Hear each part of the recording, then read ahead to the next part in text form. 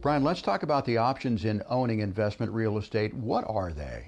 Yeah, there's different ways that you can own investment real estate. Certainly you can be your own landlord, and so that we call that active real estate ownership. You can invest in real estate with other people, like a tenancy in common, they call it a TIC. You can invest in publicly traded real estate investment trusts, REITs. So they trade on the stock market. You can just buy them like that. You can use an investment advisor, go through one of them, and do a private non-traded REIT.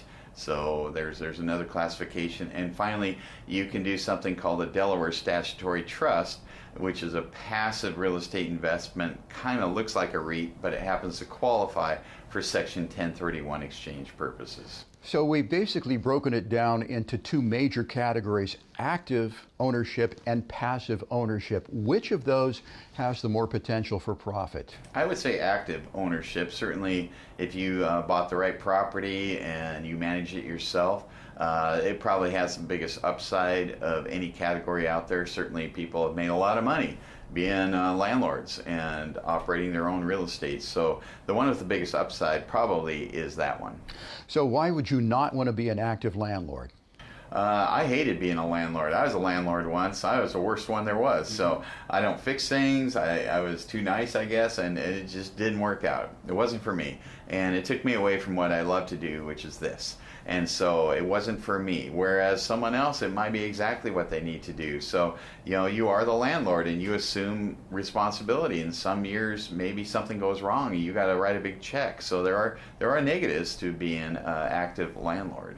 So with passive real estate, I mean, you're owning fractional shares of properties. Do you get checks at the end of the month? I mean, how does it work? Yeah, the other way is owning them, as I mentioned, tenancy in common, public REITs, private REITs, DSTs. Yeah, you're investing with other people.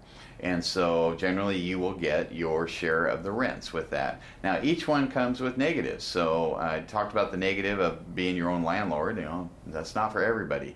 Tenancy in common has a big negative. Let's say there's 30 people that own it together and one person vetoes a decision. You can't do it. You got to get all 30 to agree, and that's why a lot of people don't use tenancy in common. I can't get 30 people to agree they like chocolate, so there's no way you're getting 30 people to agree on virtually any decision. So they're pretty tough. So they've been replaced by often with Delaware Statutory Trusts, where the decisions are managed by the trustee, and then they also can qualify for 1031 exchange purposes. Now the negative with the Delaware Statutory Trust is they're not very diverse and they're illiquid for a substantial period of time, maybe 4 to 10 years.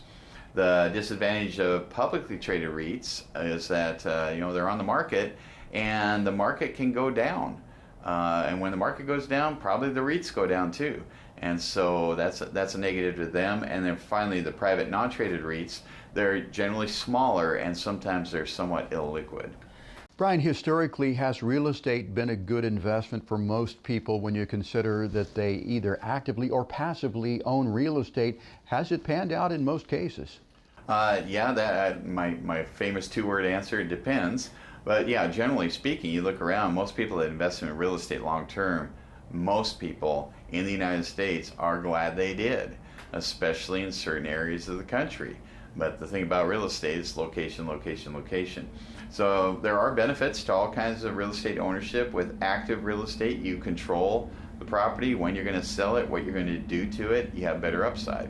So that's a big upside to that. Tenancy in common, not a lot of benefits that you can't get with other things, so I'm going to say probably don't want to do a TIC, except in certain situations where you need to just get away from the other owners. You have publicly traded REITs. One of the positives of that is it's easy. You can go out and buy a stock that owns 1,000 different properties, and you're investing in real estate. Easy.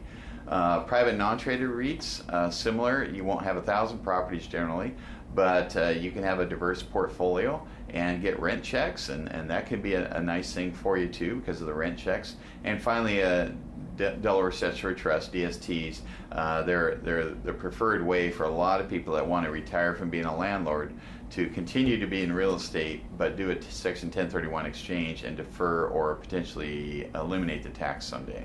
Brian, thanks for telling us more about the options when owning investment real estate.